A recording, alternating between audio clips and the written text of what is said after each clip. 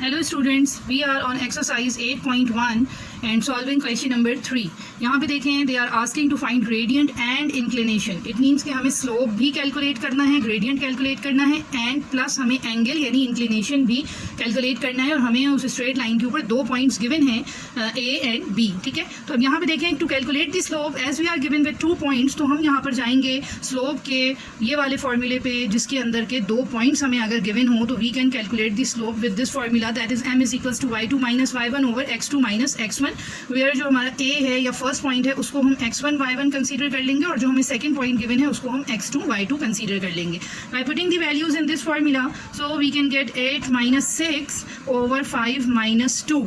And that will be 8 minus 6 is 2 and 5 minus 2 is 3. तो यही हमारा स्लोप हो जाएगा रिक्वायर्ड या इंक्लिनेशन वो ग्रेडियंट या स्लोप जो हमें यहाँ पर मालूम करना था. ठीक है, अब इसके बाद यहाँ पर देखिए ये नेक्स्ट जो हमें मालूम करना है वो हमें कैलकुलेट करना है इंक्लिनेशन यानी कि angle.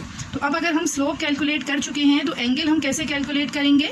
m is equals to tan theta और m हमारे पास मौजूद है दैट इज़ 2/3 और हमें अब निकालना है यहाँ पर थीटा. इसके लिए हम टेंजेंट को मूव करवा देंगे अदर साइड, तो ये इधर आके बन जाएगा tan inverse 2/3 and that will be is equals to theta.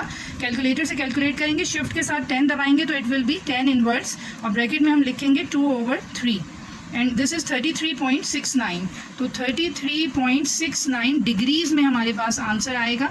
That is our required inclination और एंगल. जी स्टूडेंट्स, हम उसी क्वेश्चन नंबर 3 का ही पार्ट नंबर 3 कर रहे हैं. यहाँ पे भी you can see we are given with 2 points जिनको हम x1 y1 और x2 y2 कंसीडर कर लेते हैं. और अब हमें कैलकुलेट करना है फर्स्ट ऑफ ऑल स्लोप या ग्रेडियंट और उसके लिए हम फार्मूला यूज़ करेंगे y2 minus y1 over x2 minus x1. और x1 y1 and x2 y2 we have already defined. तो y2 minus y1 will be -3 and -2 and x2 minus x1 will be -2 and -5. -3 and minus plus 2 हो जाएगा and -2 and -5 will be -7. और यहाँ पे देखें कि m या स्लोप हमारे पास आ जाएगा -3 and plus 2 is -1 over -7. That will be further equals to 1/7. Minus से माइनस कैंसिल हो जाएगा. तो स्लोप हमारे पास आ गया है 1/7, पॉजिटिव 1/7 आ रहा है.